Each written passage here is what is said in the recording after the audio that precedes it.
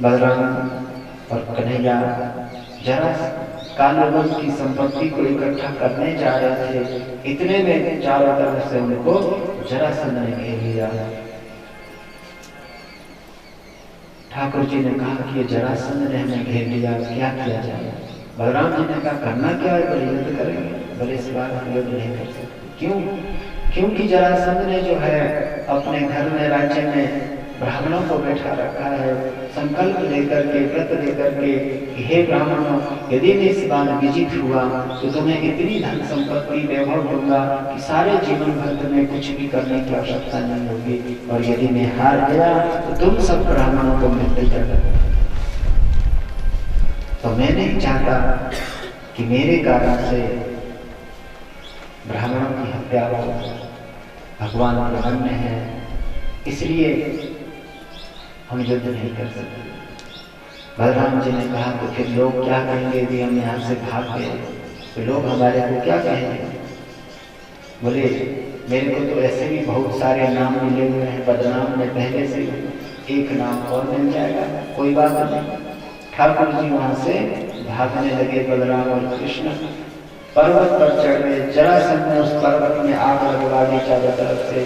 कन्हैया वहां से कूदकर सागर में चले गए और सागर से सीधे द्वारिका पहुंच गए। जरासंध ने घोषणा कर दी कि मैंने बलराम और कृष्ण को दोनों को मार डाला, इस बार में विजित हो गए। और बड़ी प्रसन्नता, उत्सव मनाने लगा। इधर बलराम और कृष्ण मथुरा में द्वारिका में पहुंचते हैं। द्वारिका में बलराम जी के साथ मेरुति का विवाह हुआ। श्री कृष्ण के विवाह की चर्चा होने लगी। नारद जी जो है कुंदनपुर के राजा भीष्म की कन्या रुक्मिणी के पास भगवान श्री कृष्ण की महिमा गाते हैं, उनके गुणों की, उनके सौंदर्य की। रुक्मिणी ने मन ही मन से श्री कृष्ण को अपना पति मान लिया। इधर श्री कृष्ण के पास भी रुक्मिणी के गुणों की महिमा गाई। ठाकुर जी ने भी रुक्मिणी को स्वीकार किया, परंतु रुक्मिणी का भाई जो रुक्मी था वो श्री कृष्ण से बैर करता था। उसको जब ये पता चला कि रुक्मिणी कृष्ण को चाहती है, उसने जानबूझ करके रुक्मिणी का विवाह शिशुपाल के साथ सुनिश्चित किया, सगाई करा दी। विवाह के दिन निकट आ गए। रुक्मिणी एक दिन रोता हुआ उसकी भाभी ने देखा, तब सारा वृतांत बताया कि मैं कृष्ण से प्रेम करती हूँ, कृष्ण को पति रूप में मानती हूँ। उसकी भाभी ने कहा कि बड़ी पागल है, कृष्ण तो परम दयालु कृपालु है, तो उनके पास अपना संदेश भेज दे, देखना वो तुझे लेने यहीं आ जाएंगे। रुक्मिणी ने ब्राह्मण के पास अपना संदेश भेजा। 7 श्लोकों में रुक्मिणी ने बड़ा सुंदर संदेश मानो वो विवाह की सप्तपदी ही भेजी। ब्राह्मण ने द्वारिका में जाकर के रुक्मिणी का संदेश सुनाया। भगवान रथ पर विराजमान होकर वहां से कुंदनपुर पहुंचे। इधर कुंदनपुर में पता चल गया कि कृष्ण आए हैं, तो रुक्मिणी की सुरक्षा में और अधिक सैनिक बढ़ा दिए। कुल परंपरा के अनुसार रुक्मिणी जो है माँ भगवती की पूजा करने के लिए मंदिर जा रही है। पत्र ने भी रुक्मिणी ने ही संकेत किया था कि मंदिर के आसपास ही मैं आपसे मिल सकती हूँ। मंदिर में जाकर भगवती की पूजा की, प्रार्थना की, वहां से आशीर्वाद प्राप्त किया और फिर परिक्रमा करते हुए रुक्मिणी बाहर आती है। चारों तरफ देख रही है कि प्रभु कहीं आए हैं कि नहीं आए हैं।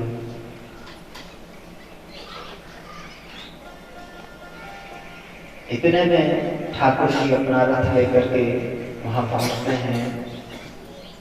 रुक्मिणी ने अपने स्वरूप को इतना सुशोभित शोभायमान बना दिया, उनके सौंदर्य को देख करके वहां जितने भी सैनिक थे वो मुग्ध हो गए, चित्त लिखित से हो गए, क्योंकि रुक्मिणी जो है लक्ष्मी का अवतार है, माया का।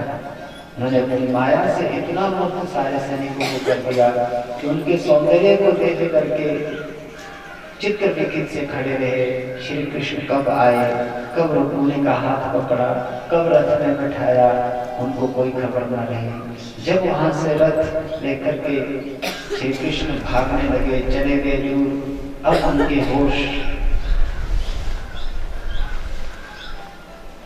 ठिकाने आए, देखने लगे, अरे रुक्मिणी कहाँ चली गई, रुक्मिणी कहाँ गई। एक ने कहा कि कोई आया, श्री कृष्ण रथ में बैठा कर ले गया है। अब समाचार जैसे जरासंध को मिला, शिशुपाल को मिला, सारे अब अपने रथ लेकर के कृष्ण के पीछे दौड़े। इधर बलराम पहले से ही विशाल सेना लेकर के कृष्ण की सुरक्षा के लिए रातों रात कुंदनपुर पहुंच गए थे। बलराम और कृष्ण का युद्ध जो है जरासंध इत्यादि के साथ हुआ। सबके सब मृत्यु के भय से परास्त होकर लौट गए। रुक्मिणी के भाई रुक्मिणी ने प्रतिज्ञा की, यदि मैं रुक्मिणी को लेकर वापस नहीं आया तो मैं राज्य में प्रवेश नहीं पाऊंगा। श्री कृष्ण के साथ जो है उसका युद्ध होता है। ठाकुर जी ने उसे परास्त किया और रुक्मिणी के कहने पर उसे मृत्युदंड नहीं दिया। तब रुक्मिणी ने जो है वहीं पर राज्य की स्थापना की, वो अपने राज्य में नहीं करने। रुक्मिणी को लेकर भगवान वहां से द्वारिका पहुंचे। द्वारिका वासियों ने रुक्मिणी वल्लभ का बड़ा स्वागत किया, बड़ा दिव्य उत्सव मनाया। भगवान ने रुक्मिणी के माता पिता को भी वहीं बुलाया, विधि पूर्वक रुक्मिणी के साथ विवाह किया। हम आप लोग भी एक भजन के माध्यम से रुक्मिणी विवाह का आनंद लेंगे। आज की कथा को यहीं पर विश्राम है। कल जो है सप्तम दिवस की कथा है, विश्राम दिवस है, तो कल कथा का समय 10 बजे रहेगा। कितने बजे? 10 बजे। ऐसी महिमा है भागवत जी की कि जिन्होंने 7 दिन कथा ना सुनी हो किसी कारणवश, यदि वो अंतिम दिन कथा सुनते हैं तो उनको 7 दिन कथा सुनने का फल प्राप्त होता है। ऐसे भागवत जी की महिमा है। तो आप सब कल जो नहीं आए हैं किसी कारणवश, तो आप सभी तो आए ही आए, अन्य को भी सूचित करें कि वो भी कथा का अंतिम दिन की श्रवण करें, लाभ लें। तो आइए भजन सुनते हैं। बोल के द्वारिका नाथ भगवान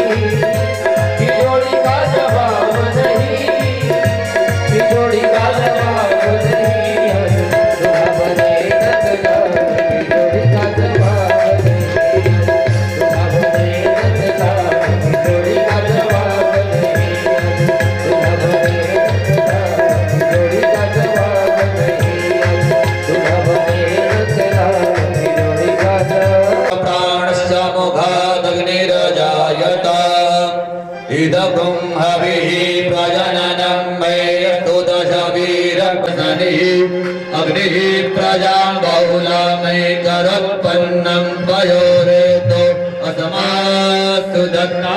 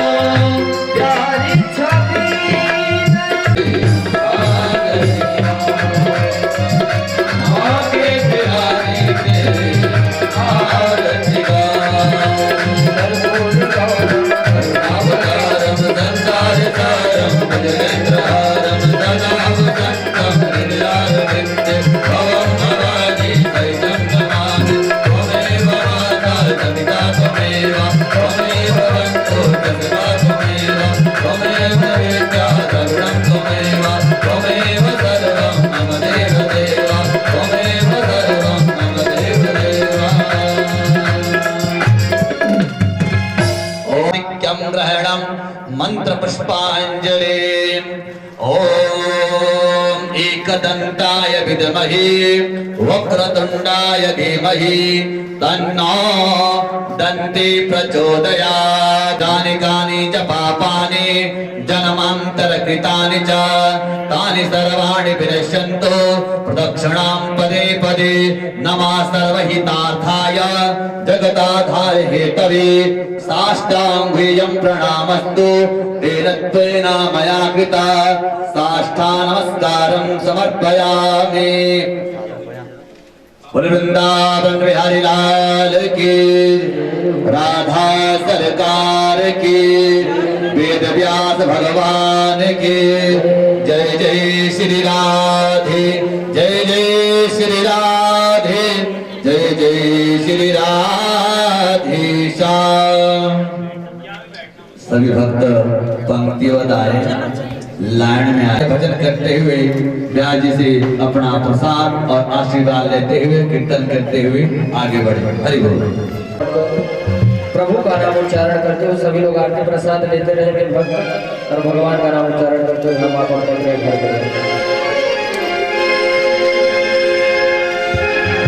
गोविंद मेरो है,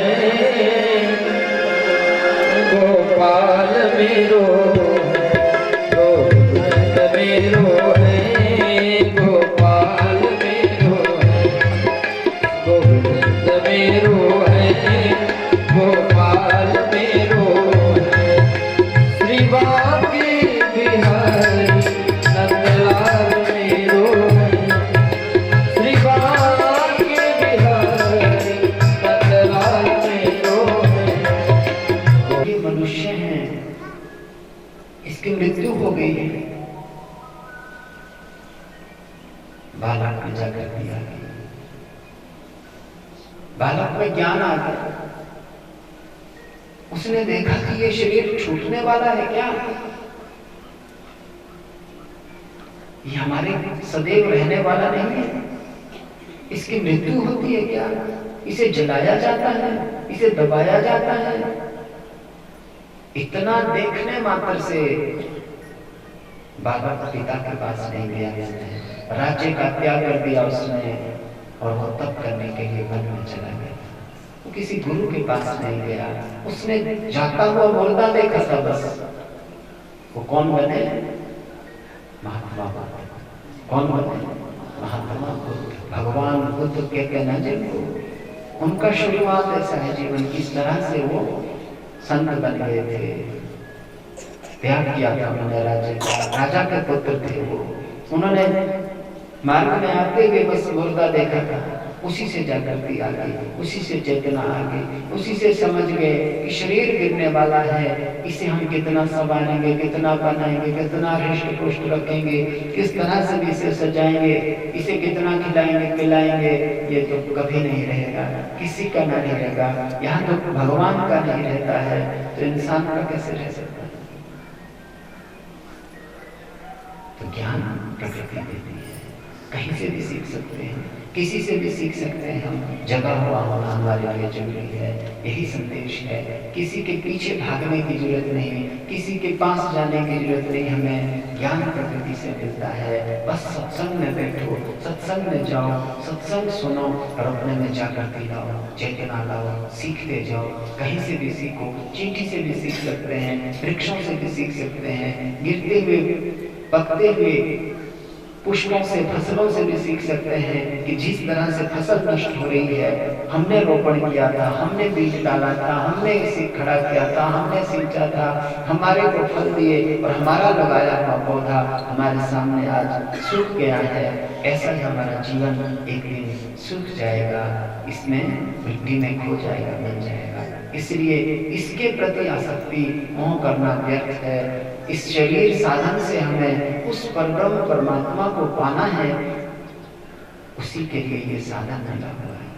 इसे गंवाना नहीं है, साधन को इसका सदुपयोग करना है। समय रहते इस ये जो हमारे हाथ लगा हुआ ये जो मकान है, ये ढह ना जाए, ये गिर ना जाए, ये पड़ ना जाए, इसमें कोई रोग आदि व्याधि शोक ना आ जाए, इससे पहले ही उस परम ब्रह्म तत्व, उस परमात्मा को हम पा लें, इसका साधन है ये दे। इतना साधन है, इसे कहीं से भी ग्रहण कर सकते, सीख सकते हैं। ऐसे 24 गुरुओं की कथा। वेश्या को गुरु बनाया, उड़ते हुए पक्षी जो मांस के टुकड़े ले जा रहे थे, उस पक्षी से भी ज्ञान सीखा। दत्तात्रेय भगवान जो मांस का टुकड़ा ले जा रहा था पक्षी, उसके पीछे सारे पक्षी पड़ गए, चोंचे मारने लगे, उसको काटने लगे, रक्त निकलने लगा। उसने बड़ा प्रयत्न किया था कि मैं इस मांस के टुकड़े को नहीं छोड़ूंगा, ये मुझे बड़े मुश्किल से मिला हुआ था। बहुत परिश्रम करके उसने वो मांस का टुकड़ा पाया था। पर जब उसके परिजन, सारे संबंधी, उसके जाति वाले उसके पीछे पड़ गए, चोंचे मारने लगे, काटने लगे, लहूलुहान कर दिया, तो उसने देखा कि अब तो मृत्यु आने वाली है मेरी। उसके मुख से जैसे ही टुकड़ा छूटा और टुकड़ा धरती पर गया, और सारे पक्षियों ने उस उड़ते हुए पक्षी को तो छोड़ दिया, सबके सब उस टुकड़े की तरफ दौड़ने लगे, भागने लगे। दत्तात्रेय भगवान लेटे हुए धरती पर बैठे हुए दृश्य देख रहे थे। उन्होंने देखा यही संसार का सत्य है। संसार के जितने प्राणी हैं ये विषय रूपी भोग के टुकड़े को जब तक पकड़ के रखेंगे, इसमें आसक्ति रखेंगे, तब तक यहाँ पर इनके द्वेषी बनेंगे, द्वंद्वी बनेंगे, इनको खींचने वाले बनेंगे, इनको पीछे ले जाने वाले तब तक यहाँ पर है। जिसने इस भोग के टुकड़े का त्याग कर दिया, फिर उसका कोई भी यहाँ विरोधी नहीं है। आप लोग मेरे विरोधी हैं, मेरे से शत्रुता है, मानते मेरे को कोई शत्रुता? क्यों नहीं मानते? क्योंकि मैं आपके विषयों को नहीं ले रहा हूं। जिस विषयों में आप डूबे हुए हैं, यदि मैं आपके विषयों को छू भी जाऊं, तुरंत आप खड़े हो जाएंगे। अभी तो बैठे हुए हैं ना, प्रणाम कर रहे हैं, नमन कर रहे हैं, क्योंकि मैं आपके विषयों में आसक्त नहीं हूं। मैंने ये भोग त्यागा हुआ है, इसलिए मेरे से आपकी कोई दुश्मनी नहीं, कोई शत्रुता नहीं, कोई बात नहीं। आप शांत बैठ गए। यदि मैं आपके विषयों में आ जाऊं तो फिर मारने के लिए आप तैयार हैं। ये संसार इस तरह से है। हमारे शत्रु विषयों के कारण, हमारा मन विषयों के कारण बिगड़ा हुआ है। इस मन में जो ये है विषय त्याग दो, हमें शांति मिल जाएगी। ये ज्ञान कहां से मिला? किसी गुरु ने दिया? ये कहां से सीखा? दत्तात्रेय भगवान उड़ते हुए पक्षी से, मांस का टुकड़ा ले जा रहा था वो पक्षी, उससे ज्ञान सीख लिया, उसको भी गुरु मान लिया। उड़र पक्षी कहते हैं, उड़ते हुए पक्षी। ये दृश्य वहां देखा और उसको गुरु बना दिया और अपने लिए ज्ञान ले लिया। यही दशा संसार के वृक्ष के पास जो है ऐसे योगासन में लंबे लेटकर निद्रा के रूप में बैठे हुए थे। अपनी टांग को दूसरी टांग पर उन्होंने डाला था। उनके चरण को एक व्याध ने जो है दूर से वृक्ष के पत्तों के बीच देखा। उसको ऐसा प्रतीत हुआ कि वहां पर कोई हिरण बैठा हुआ है और उसने बाण का प्रहार किया। सीधा बाण भगवान के चरणों में लगा और जब सामने आया उससे बड़ा दुख हुआ कि श्री कृष्ण को मैंने बाण मार दिया। भगवान ने कहा कि हे व्याध, ये मेरा तेरा पूर्व जन्म का हिसाब था। तू पूर्व जन्म में बाली था और मैं राम था। मैंने राम बन करके छुप करके पेड़ के पीछे से तुझे बाण मारा था। आज ये हिसाब पूर्ण हो गया है, तुझे इसका कोई पाप नहीं है, तू यहाँ से चला जा। इतने में दारुक आए। दारुक ने जो है प्रभु को इस दशा में देखकर बड़े व्याकुल हुए। भगवान ने कहा कि ये समय व्याकुलता का नहीं है, तुम यहाँ से सीधे द्वारिका जाओ और द्वारिका वासियों को बताना कि तुम अब कोई भी द्वारिका में ना रहे, क्योंकि 7 दिन के बाद जो है द्वारिका सागर में डूब जाएगी और तुम सब अर्जुन के साथ हस्तिनापुर चले जाना। दारुक वहां से गए और द्वारिका वासियों को भगवान के स्वधाम गमन का समाचार दिया। ये सुनते ही वसुदेव देव की अष्टभट रानियों ने खड़े खड़े प्राण त्याग दिए। अन्य जो वृद्ध बालक बचे थे, रानियां थी, वो अर्जुन के साथ में हस्तिनापुर के लिए गए। मार्ग में भीलों ने अर्जुन को भी लूट लिया और उन्हें दिखा दिया कि भाई किस प्रकार से श्री कृष्ण के रहने से अर्जुन में बल था, शक्ति थी, सामर्थ्य था। और आज कृष्ण नहीं है तो आज जो है अर्जुन का बल, अर्जुन का गांडीव, अर्जुन की शक्ति, अर्जुन का सामर्थ्य, ये सब का सब जो है नष्ट हो गया। इस प्रकार से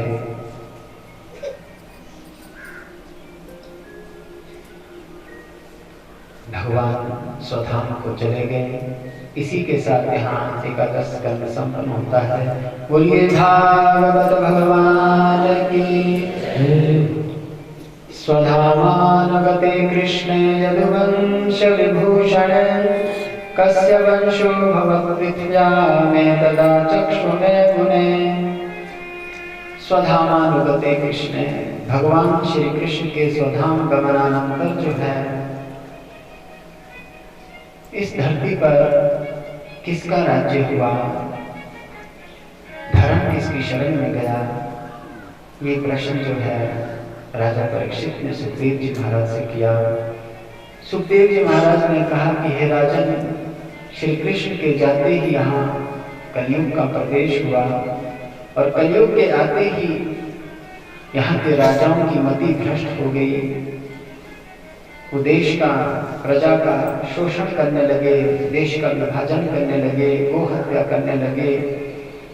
चारों तरफ पाप ही पाप, अधर्म ही अधर्म, हिंसा ही हिंसा, अन्याय, अनीति, छल, कपट, धोखा, दम, दिखावा, पाखंड, ऐसे अनेक प्रकार के कुकर्म होने लगे। कली काल के दोषों को देखकर राजा परीक्षित को बड़ा कष्ट हुआ। उन्होंने कहा कि हे गुरुदेव, क्या इन कली काल के दोषों से निवृत्त होने का कोई साधन नहीं है, कोई मार्ग नहीं है? सुखदेव जी महाराज ने कहा कि कलिर्दोष निधे राजन अस्ति हे को महागुण कीर्तनादेव कृष्णस्य मुक्त संग फलम व्रजे। कलिर्दोष निधे राजन, हे राजन, ये कलयुग जो है दोषों की निधि है, खजाना है। यहाँ दोष ही दोष है, चारों तरफ दोष ही दोष। जहां भी दृष्टि डालेंगे यहाँ दोष मिलेंगे, कहीं भी गुण नहीं दिखेंगे। कलिर्दोष निधि अस्ति एको ग्रहण किया, हिरण्याक्ष का वध किया। माता देवहूति के यहाँ भगवान ने कपिल रूप में अवतार ग्रहण किया और अपनी माता देवहूति को सांख्य तत्व का उपदेश किया। इसी के साथ यहाँ द्वितीय स्कंद संपन्न होता है। बोलिए भागवत भगवान की। चतुर्थ स्कंद में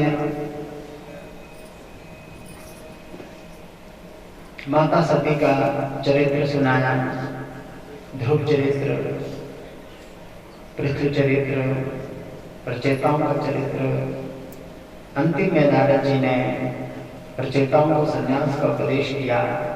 इसी के साथ चतुर्थ स्कंद संपन्न होता है। बोलिए भागवत भगवान की।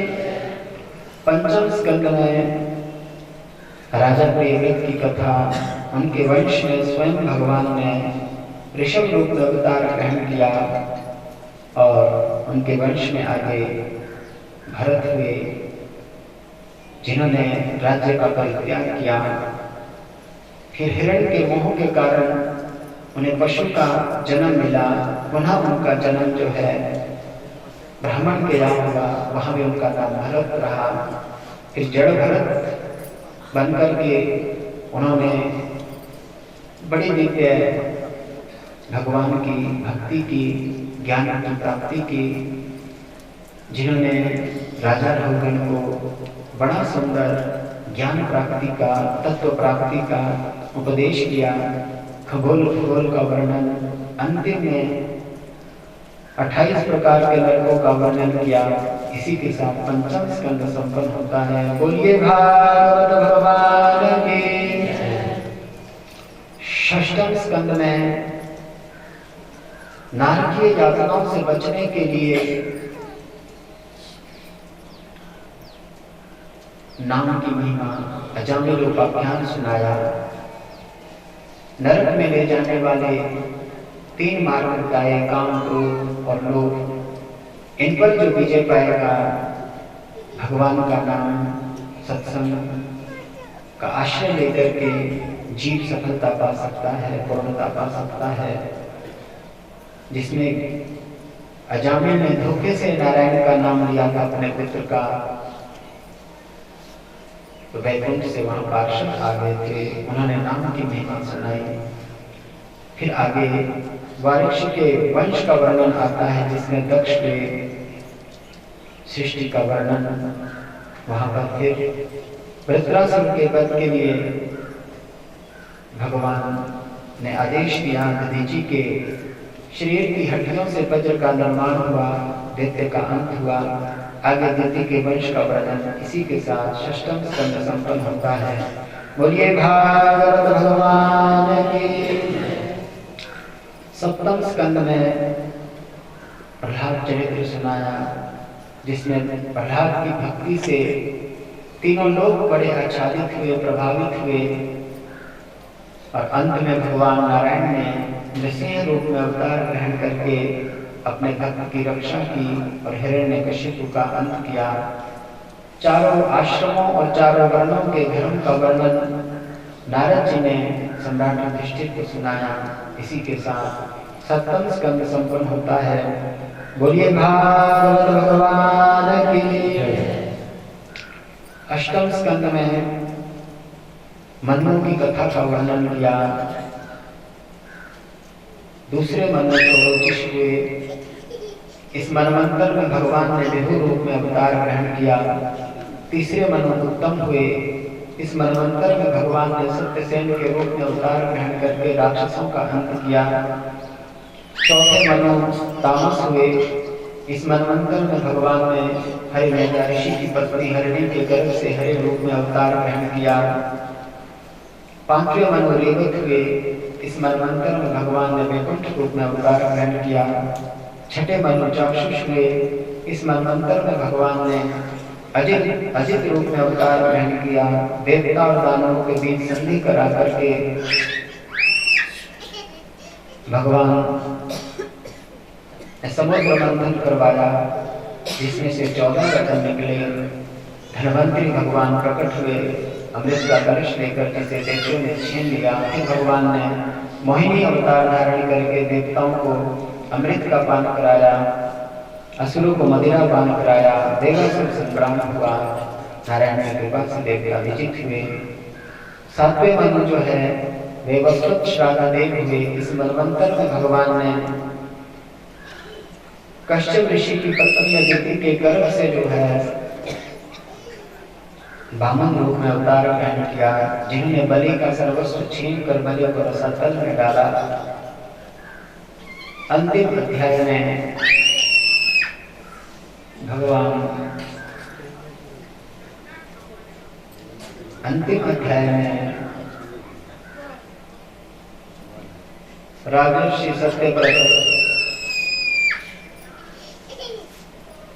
राजर्षि सत्यव्रत को भगवान ने माया का दर्शन कराया और मत्स्य बनकर के भगवान ने राजर्षि सत्यव्रत को बड़ा दिव्य उपदेश किया, जिनका उपदेश आज मत्स्य पुराण के रूप में हम आप लोगों के सामने उपलब्ध है। इसी के साथ अष्टम स्कंद संपन्न होता है। बोलिए भागवत भगवान की। नवम स्कंद में वैवस्वत मनु श्राद्धदेव के वंश का वर्णन सुनाया, जिसमें कि उनके नभक के नाभाग हुए चक्रवर्ती सम्राट अमरीश जो परम भागवत हैं, उनका वर्णन आता है। मानधाता का, जिसमें माँ गंगा ने अवतार ग्रहण किया। भगवान राम के अवतार की कथा। और उसके बाद चंद्रवंश में राजा बलरामा के वंश में बहुत सारे राजा हुए, जिसमें भगवान ने परशुराम के रूप में अवतार ग्रहण किया। यदुवंश में भगवान श्री कृष्ण का अवतार हुआ। इसी के साथ यहाँ नवम स्कंद संपन्न होता है। बोलिए भागवत भगवान की। दशम स्कंद में ठाकुर जी के जन्म की कथा, बाल लीलाओं का वर्णन, कुमार लीलाओं का वर्णन, पौगंड लीला का वर्णन और ठाकुर जी की महाराज लीला का दिव्य वर्णन। उसके उपरांत मथुरा गमन की कथा, कंस का उद्धार किया ठाकुर जी ने। वहां से भगवान थे सांदीपनि मुनि के पास विद्या ग्रहण करने के लिए पहुंचे। 64 कलाओं से युक्त विद्या को अतिशीघ्र उन्होंने प्राप्त किया। गुरु को गुरु दक्षिणा के रूप में उन्होंने जो है उनके मृत पुत्र को यमलोक से ला करके प्रदान किया। मथुरा लौटे प्रभु, फिर उद्धव को भगवान ने ब्रज में भेजा। उद्धव गोपी संवाद बड़ा दिव्य है जो आपने कल श्रवण किया, उसका वर्णन है। इसके बाद उपजा और अक्रूर की इच्छा पूर्ण की। इसी के साथ दशम स्कंद का यहाँ गुरुवार संपन्न होता है। उसके बाद रुक्मिणी हरण की कथा का वर्णन आपने कल श्रवण किया, किस प्रकार से भगवान ने रुक्मिणी को अपनी अर्धांगिनी बनाया।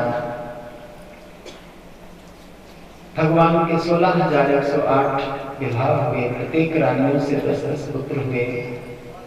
अपने पुत्रों को भगवान ने बड़ा दिव्य संदेश उपदेश दिया। एक अध्याय में बलराम के ब्रजगमन की कथा, पांडवों के राजसूय यज्ञ की कथा, सुदामा चरित्र, भगवान का ब्रजवासियों से कुरुक्षेत्र में मिलना हुआ, उसके उपरांत सुभद्रा हरण की कथा, वेद स्तुति का वर्णन, त्रिदेवों में श्रेष्ठ कौन है उसकी कथा, अर्जुन का मानवर्धन, और अंत में जो है 56 कोटि यदुवंशियों की कथा सुनाई। इसी के साथ दशम स्कंद संपन्न होता है। बोलिए भागवत भगवान की जय। एकादश स्कंद में भगवान श्री कृष्ण ने देखा कि अब मेरे जाने का, कलयुग के आने का समय हो गया है। उनके पुत्रों की बुद्धि भ्रष्ट हुई, संतों की परीक्षा ली, शाप मिला फल को, कुलनाश का। उस मुसल को उन्होंने पीसकर सागर में डाला जो एरका घास के रूप में प्रकट हुआ। वसुदेव ने नारद जी से भागवत धर्म के प्रश्न किए। राजा नेमि के सत्र में नवयोगेश्वरों का संवाद नारद जी ने सुनाया। उद्धव को भगवान ने बड़े दिव्य उपदेश दिए, भागवत धर्म का उपदेश दिया। फिर समस्त यदुवंशियों को लेकर भगवान प्रभास क्षेत्र पहुंचे। वहां पर यदुवंशी आपस में जूझ करके मृत्यु को प्राप्त हुए। भगवान ने योग द्वारा अपने देह का त्याग किया। इसी के साथ में एकादश स्कंद संपन्न होता है। बोलिए भागवत भगवान की। द्वादश स्कंद में भगवान के गमनानंतर जो है कलयुग का प्रवेश हुआ। कलिकाल के आते ही चारों तरफ अधर्म, अन्याय, अनीति, छल इत्यादि हिंसा में जीव प्रवृत्त हो गए। इन दोषों से बचने के लिए सुखदेव जी महाराज ने हरि नाम की महिमा का वर्णन किया। चार प्रकार की प्रलय का वर्णन राजा परीक्षित को सुखदेव जी महाराज ने अंतिम उपदेश दिया और श्री सुखदेव जी महाराज अंतर्धान हुए। राजा परीक्षित ने श्री सुखदेव जी महाराज से प्राप्त ज्ञान के द्वारा अपने मन को परमात्मा के चरणों में अर्पित किया। उनकी आत्मा परमात्मा में समाहित हुई, दिव्य गति को प्राप्त हुए। तक्षक ने परीक्षित के शरीर को भस्मीभूत किया, जन्मे जन्मे सर्वत्याग किया, आस्तिक मुनिजन के यज्ञ को रोका। इसके उपरांत मार्कंडेय जी को माया का दर्शन कराया। अब सूत जी कह रहे हैं कि निम्नगानां यथा गंगा देवानामच्युतो यथा। जिस प्रकार से बहने वालियों में गंगा श्रेष्ठ है, देवताओं में नारायण श्रेष्ठ है, अच्युत श्रेष्ठ है, उसी प्रकार से वैष्णवानां यथा शंभु पुराणानां इदं तथा। वैष्णवों में साक्षात भगवान शंकर श्रेष्ठ हैं, उसी प्रकार समस्त ग्रंथों में, शास्त्रों में ये भागवत जो पुराण हैं ये सर्वश्रेष्ठ हैं, सर्वोत्तम हैं, दिव्य हैं। पतितः स्खलितश्चार्तः क्षुत्वा हरये नमः हरये नमः हरये नमः हरये नमः हरये नमः हरये नमः। जिन प्रभु श्री हरि का स्मरण मात्र करने से, कीर्तन मात्र करने से जीव के सारे पाप ताप नष्ट हो जाते हैं, दूर हो जाते हैं, ऐसे भगवान श्री हरि को हम बार बार प्रणाम करते हैं, नमन करते हैं। तो आइए हम सब मिलकर के भागवत के अंतिम श्लोक का श्रवण करते हैं। पहले मैं बोलूँगा, मेरे साथ सब हाथ जोड़ करके आपने अंतिम श्लोक का उच्चारण करना है। नाम संकीर्तनं यस्य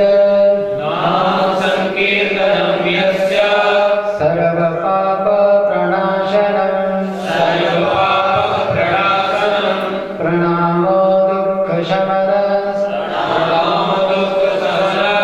तं नमामि हरिं परम् नाम संकीर्तनं यस्य सर्व पाप प्रणाशनं प्रणामो दुःख शमनः तं नमामि हरिं परम्। बोलिए भागवत भगवान की जय, व्यास भगवान की जय, श्री सुखदेव भगवान की जय। जय जय श्री राधे, श्री कृष्ण गोविंद हरे मुरारी गोविंद हरे मुरारी हे नाथ नारायण वासुदेव वासुदेवा हे नाथ नारायण वासुदेवा हे नाथ नारायण वासुदेवा हे नाथ नारायण वासुदेवा हे नाथ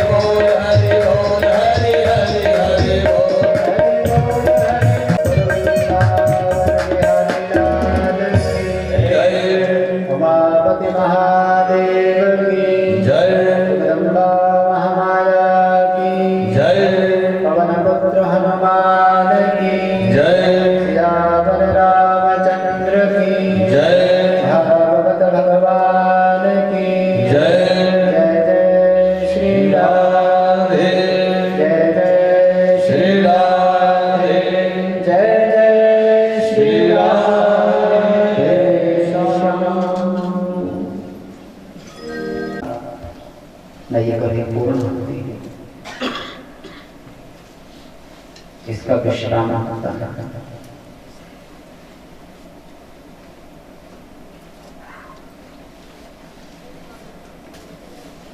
एक पवित्र आत्मा के पुनीत आत्मा के चलने के लिए सहसा अचानक मन में सबके विचार, सबके भाव कैसे बदल गए, एक की संकल्प से। इस तरह से यदि हम सब लोग मिलकर के समाज के, धर्म के, सत्य के, परमार्थ के, ग्रंथों के, संतों के, धर्म की रक्षा के लिए यदि सभी संकल्प लें, सभी का पवित्र भाव हो, सभी के मन में हो कि हम सब सत्संग में खड़े रहें, सहयोग करेंगे। हर आज यहाँ हुआ इस घर मन की हर इच्छा पूर्ण करें, संकल्प पूर्ण करें, इनके घर में हर प्रकार से सुख समृद्धि शांति प्रदान करें, इनके चरण, इनको अपने चरणों की भक्ति प्रदान करें, ऐसे मैं ठाकुर जी से प्रार्थना करता हूँ। तथा इस कथा को आप सब ने भी बड़े भाव से, बड़े आदर से समय देकर के जो श्रवण किया है, आप सबको भी भागवत भगवान हर प्रकार से मंगल करें, श्रेय करें, उन्नति दें, विकास दें, सद्बुद्धि दें, ज्ञान दें। आप सबके जीवन में भी ठाकुर जी अपने चरणों की भक्ति प्रदान करें। इसी के साथ मैं अपनी वाणी को विराम देता हूँ और अब आरती का दर्शन करेंगे। उसके बाद यहाँ प्रसाद इत्यादि की जो व्यवस्था है, आप सभी भाव से प्रसाद इत्यादि भी ग्रहण करें। तो प्रथम व्यासपीठ पर विराजमान सुखदेव स्वरूप श्री श्यामानंद जी महाराज और आए हुए सभी अतिथियों को, ग्रामवासी को मेरा कोटि कोटि नमन। पिछले 7 दिन से ईश्वर की कृपा से हमें बहुत सारी ज्ञान की चीज़ें सीखने में मिली। हम स्वामी जी और पंडितों और उनकी टीम ब्राह्मणों के बहुत आभारी रहेंगे, जीवन भर आभारी रहेंगे, जो इन्होंने हमें ज्ञान की दृष्टि या ज्ञान का जो अंकुर बताया वो प्रस्फुटित हमारे में किया है। उसके लिए हम जीवन भर इनके आभारी रहेंगे। यहाँ पे इनके साथ आए हुए, मैं इनके बारे में ज़्यादा कुछ बोल नहीं सकता क्योंकि इतनी मेरी औकात ही नहीं है। आप सभी जान ही रहे हैं कि वो कैसे हैं। और जो इनके साथ आए हुए हैं आचार्य श्री तुलाराम जी और श्री विपुल मिश्रा जी, श्री आशीष मिश्रा जी, ये मंत्रोच्चारण से दिन रात इन्होंने हमारे घर को पवित्र कर दिया। महाराज श्री भी दिन रात भक्ति में लीन रहते थे। सुंदरकांड का पाठ जब भी कभी ये ऊपर वाले कमरे में रहते हैं, वहाँ पे जब भी जाओ तो कुछ न कुछ भजन कीर्तन अंदर चला रहता था। तो मैं इनका हमेशा आभारी रहूँगा। इस घर को इन्होंने, इनकी करध्वनि मुझे अभी भी सुनाई दे रही है, भजनों कीर्तनों की और साथ में मंत्रों की। ऐसे लग रहा कि अभी भी बहुत सारे मंत्र मेरे कानों में गूंज रहे हैं और ये पूरे ब्रह्मांड में गूंज रहे हैं, ऐसे लग रहा है। तो इसके लिए मैं इनका बहुत आभारी रहूँगा। जो इनको, मुझे पता है कि इन्हें जो ऊपर अव्यवस्था, कई चीज़ें टाइम पे नहीं मिली होंगी, कभी पानी नहीं मिला होगा, ठंडा पानी मिला होगा, कोई और समस्याएं होंगी, तो उसके लिए मैं कोटि कोटि बार या क्षमा याचना करता हूँ कि मुझे माफ़ करेंगे।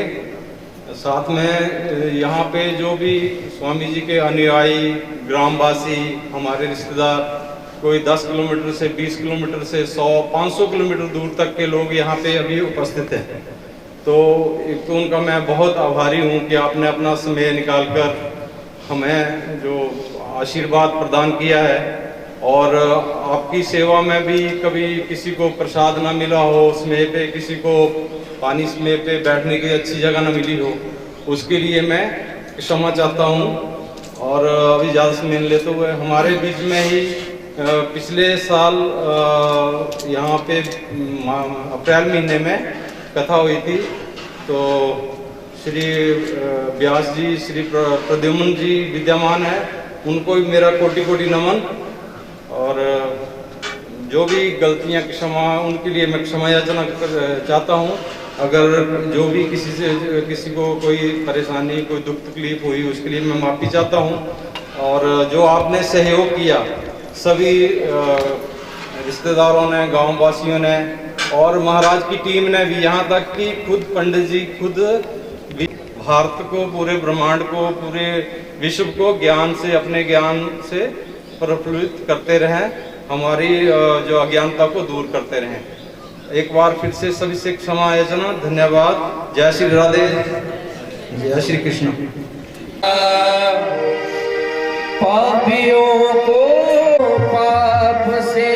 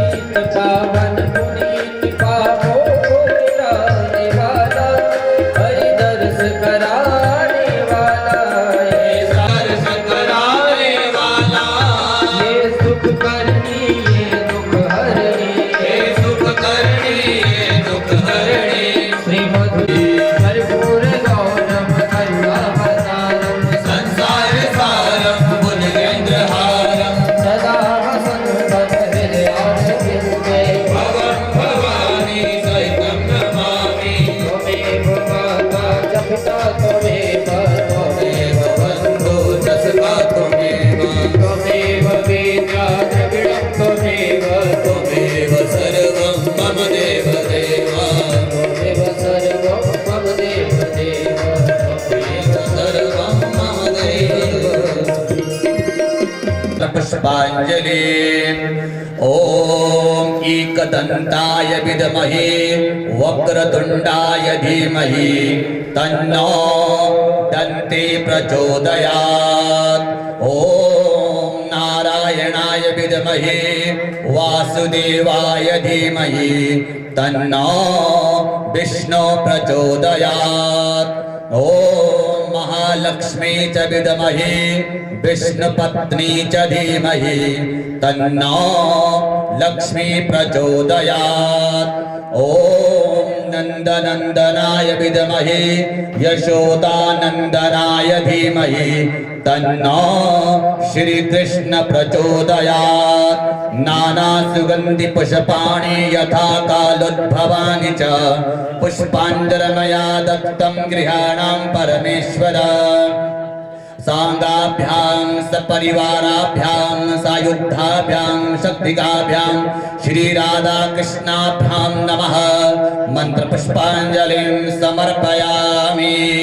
यानि कानि च पापानि जन्मान्तरकृतानि च तानि सर्वाणि विनश्यन्तो प्रदक्षिणां पदे पदे। नमः सर्वहितार्थाय जगताधारे हेतवे साष्टांगुह्यं प्रणामस्तु तेन त्वेन मया कृता। साष्टा नमस्कारं समर्पयामि। गुरुवेद व्यास भगवान की जय। श्री राधा सरकार की जय।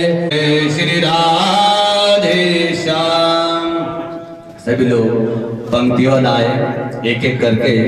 हरे कृष्ण कृष्ण कृष्ण हरे हरे, हरे राम राम राम हरे हरे।